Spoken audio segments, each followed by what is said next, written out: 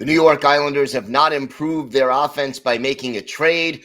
Today, we'll discuss some of the ways they can make trades to improve the offense and how the offense could get better without making a deal. Plus, we have the final report from the World Juniors, how all four Islander prospects did there. All that and a lot more coming up on today's Locked On Islanders podcast.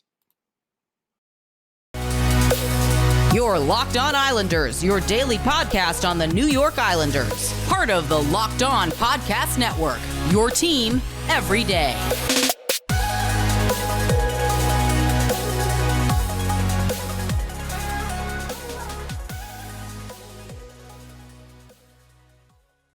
And welcome, everybody, to the Monday edition of the Locked On Islanders podcast. Gil Martin, so glad you could join us today and be part of the Locked On Islanders family.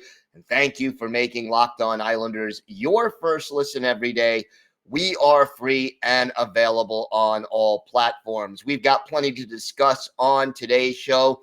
But first of all, if you've got something Islanders related on your mind, if you have a question, a comment, maybe something you'd like us to discuss on the show, feel free to email us. The email address, lockedonislanders@gmail.com.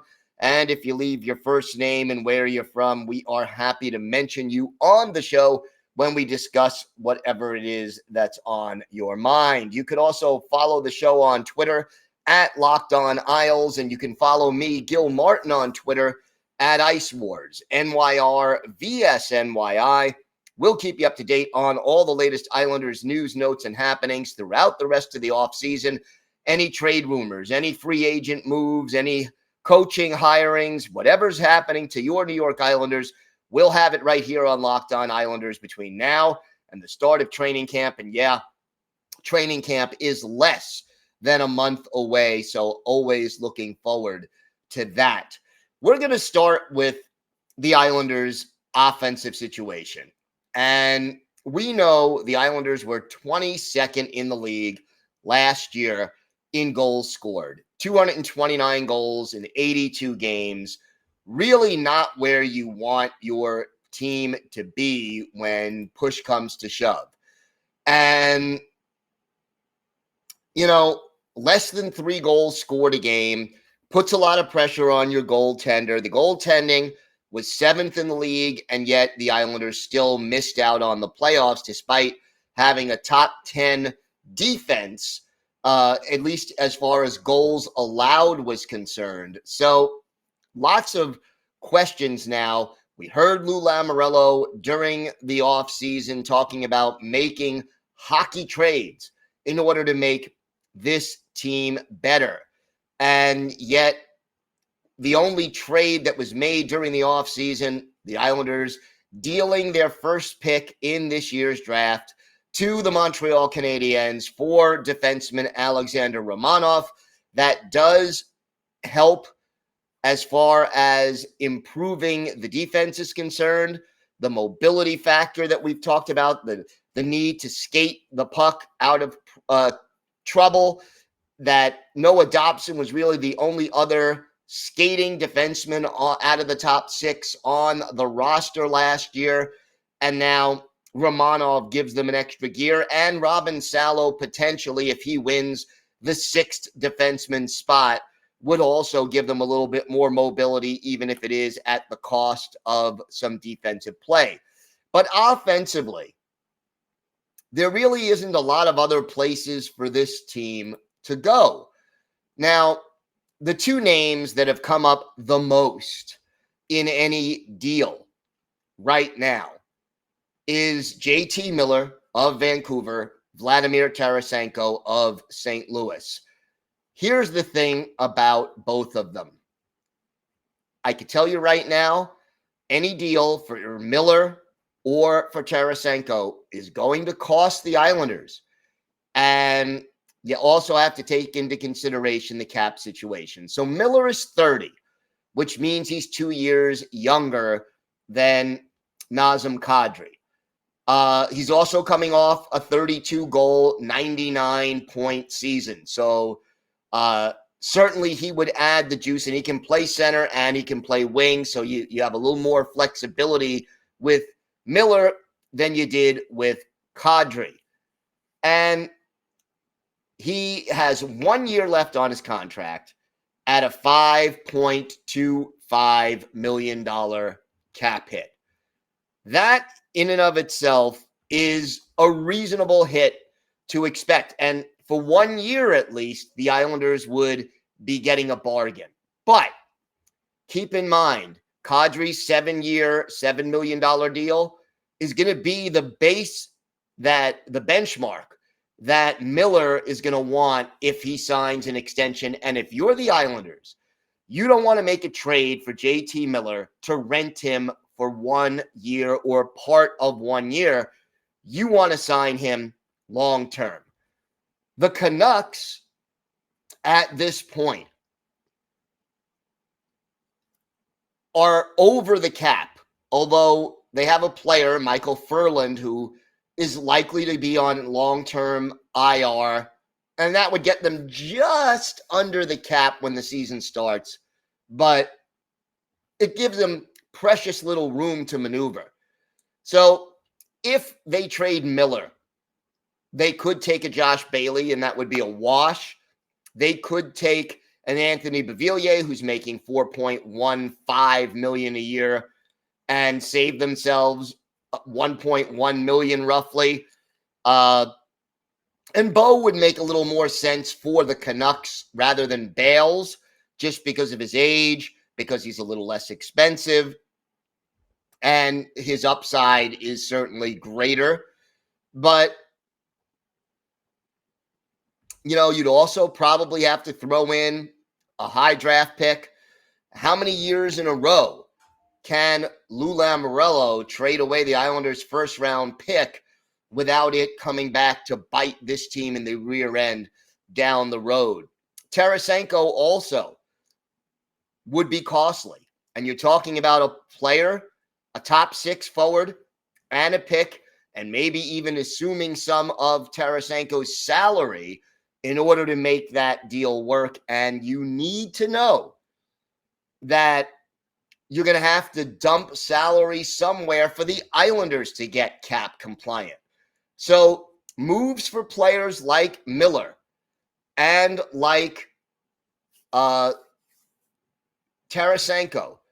are going to cost the Islanders when push comes to shove in ways that could be disappointing. You may lose a Bailey, a Beauvillier, a first-round pick, more likely a combination of those things, and you're going to have to assume some salary as well.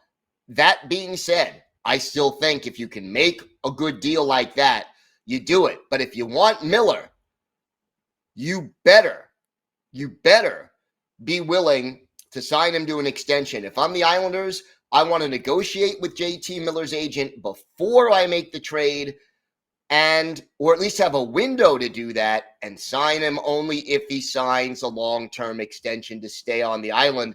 Because giving up a number 1 pick and or a top 6 forward and or paying some salary isn't going to get the job done if it's a 1-year rental player. That doesn't benefit the Islanders realistically enough to make the deal worth their while. We will talk about how the Islanders could get better if they don't make a major move to bring in a goal scorer offensively. Plus, we look back now at the World Juniors now that they're over, and all 4 Islanders prospects that were in this tournament made the finals. So we'll talk about that and a whole lot more coming up on this episode of the Locked On Islanders podcast. So you're hanging out with some friends and putting back a few drinks. A few becomes a few too many. And as the evening comes to an end and people start to head out, you think about calling for a ride. Nah, you live nearby. You can make it home okay. No big deal. What are the odds you're going to get pulled over anyway? And even so, what's the worst that could happen? Your insurance goes up. You lose your license. You lose your job. You total your car. You can kill someone. Everyone knows the risks of driving drunk. The results are tragic and often deadly. However, that still doesn't stop everyone from getting behind the wheel while under the influence. That's why police officers are out there right now looking for impaired drivers on our road to save lives. So if you think you're okay to drive after a few drinks, think again. Play it safe and plan ahead to get a ride. It only takes one mistake to change your life or someone else's forever. Drive sober, or get pulled over. So if the Islanders don't make a move, here's what you're relying on to improve the offense. You're relying on Brock Nelson staying productive at a 30-plus goal rate. You're relying on Matthew Barzal getting back closer to his 20 goals, 20 to 25 goals, 70 to 75 point form. You're looking at Noah Dobson possibly taking a step forward. Anders Lee, at least duplicating the 28 goals he scored. Anthony Beauvillier bouncing back if he's still on the team. Kyle Palmieri returning to 20-plus goal form. Up steps forward for Oliver Wahlstrom and Kiefer Bellows, the two young forwards with potential on this team, that they sort of take the next step forward. And maybe a little bit of an increase in scoring from a J.G. Pageau, who had 18 goals and 39 points, when you probably want 20 to 25 goals and let's say 45 to 50 points from J.G. Pageau. That's really, you would need all of those things. Now, there are a couple of other possibilities. Does an Aatu Raty come up and make the team this year? And if so, what can he contribute? I think it's a long shot. I think he's still one more year away. But again, if we're going over all the possibilities, that's what you're relying on, more or less, if you're talking about how this team improves without making a major move. So it'll be interesting to see, and we will figure out what Lou Lamoriello and the Islanders do to provide Lane Lambert with the weapons he needs to make this team better. I still think they need to make a move. If you really want to contend, if you want to try to sneak into the playoffs and be a wild card team and try to make another long playoff run, yeah, you can do it with this group, and you may just make it or you may just miss. That's sort of where I feel like this team is at as they're built right now. But you bring in that extra goal scorer, that bona fide 30-plus goal scorer, and maybe you can do a little better than that. So we'll see. Let me know what you think, which route you think makes more sense. And I think part of it is this. Right now, the Islanders are in win now mode. Maybe if you can't bring in that goal scorer after this year, you may have to start thinking about breaking up this team and rebuilding the prospect pool and taking that step back. I don't want to see that happen yet. I think if you make a couple of tweaks, this Islander team can still contend for another 2, maybe 3 years with the right moves, especially considering Sorokin being such a good goaltender, Pelech and Pulak and Dobson hopefully all being locked up long term. But again, Lou Lamoriello has the final say on that, and we'll see what, if any, moves he's going to make. World Juniors are over. Congratulations to Team Canada. They win the gold with a 3-2 overtime win over Team Finland. So both, all 4 Islander prospects, basically in the finals, the gold medal game of this tournament, and that is just great to see. William Dufour, the 5th-round pick in 2020, scored the second goal for Canada in the gold medal game, making it 2-0. And Dufour, 3 goals, 7 points in 7 games in the junior tournament, playing on the third line. So look at this year that William Dufour has had. He is the Quebec League's MVP, won the Memorial Cup, and won gold medal at the World Juniors Not bad. Thank you very much, William Dufour.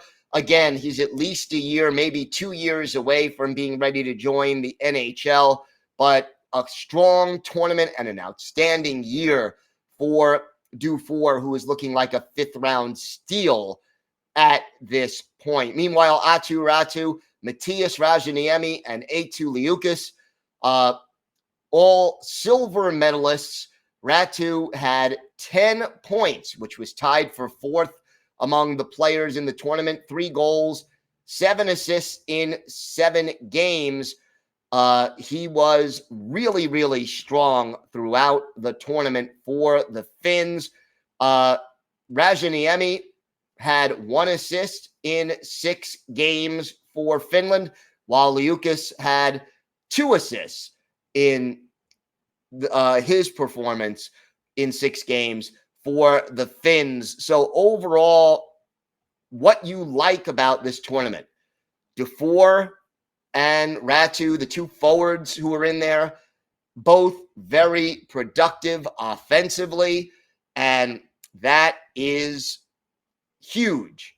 The experience they got, excellent. And then the 2 defensemen, Rajaniemi and Liukas, they get the job done on the blue line. Not as much with the offensive statistics, but certainly solid contributions and valuable experience going up against the best players in their age group from around the hockey world and winning silver medals. So overall, a very productive and helpful tournament for the New York Islanders and the 4 prospects that played in it for this organization.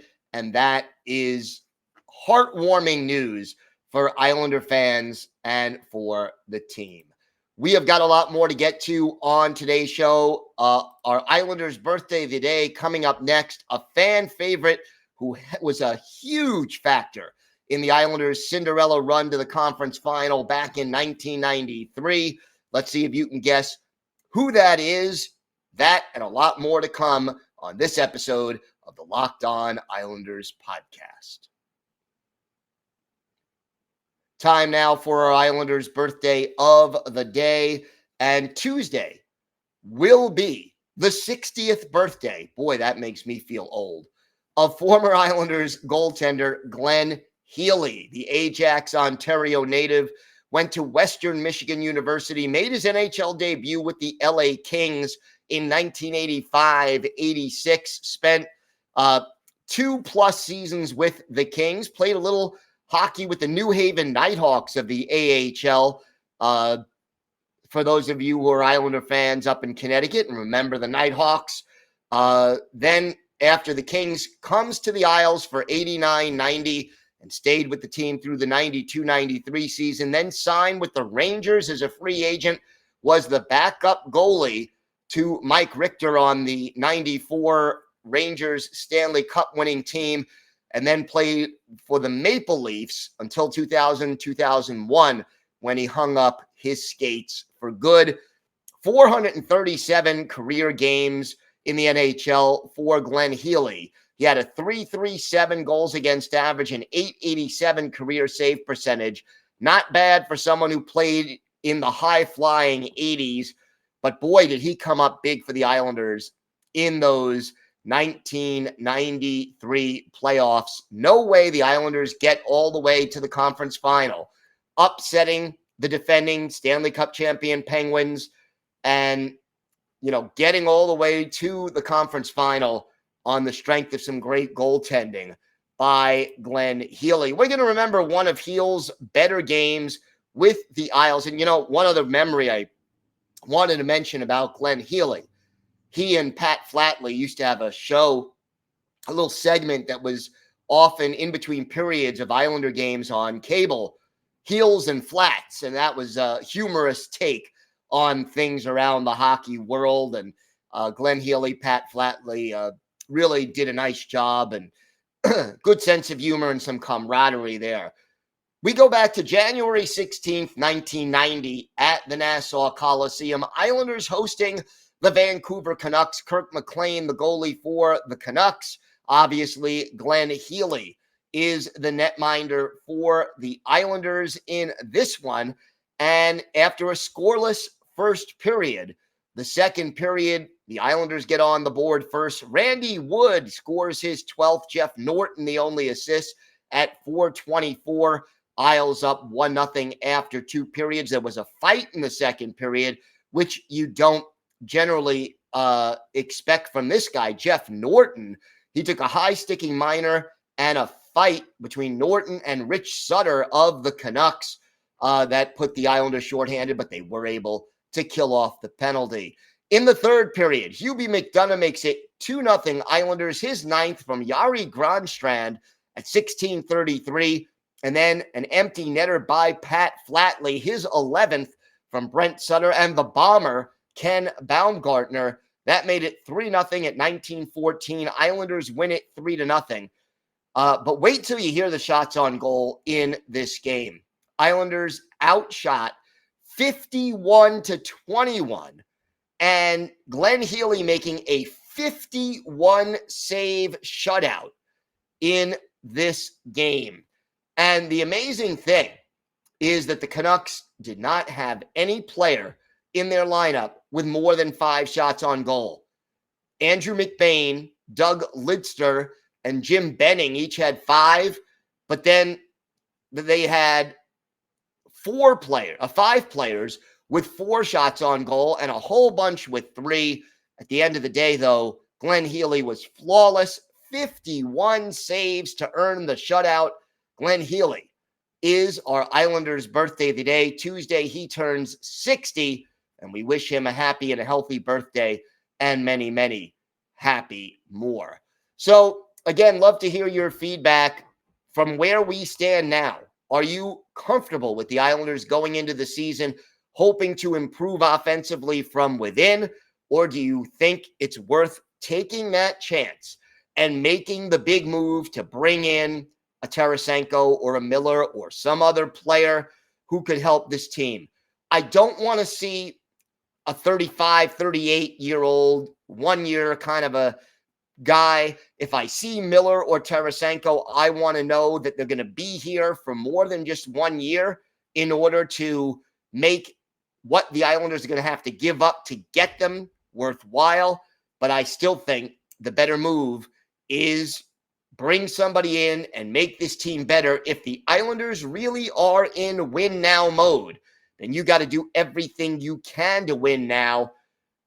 I am still not against the idea of trading Semyon Varlamov. I'd love to keep him, but $5 million for a backup goalie is a luxury that this team, with its shortcomings offensively, probably cannot afford. So reluctantly, I would make that deal, or make that deal to free up the space to make another deal, depending on what's out there and what Lou Lamoriello can do. Should be interesting, but hopefully the Islanders can make a deal and either way be better next season. Thanks again for making Locked On NHL your first listen every day. Now make your second listen Locked On NHL. Locked On experts give you a daily 30-minute podcast on all things NHL all year long. Stay up to date on everything in the hockey world. Locked On NHL, your daily 30-minute NHL podcast. That does it for this episode of the Locked On Islanders podcast. Have a great day, everybody. Stay safe. And of course, let's go Islanders.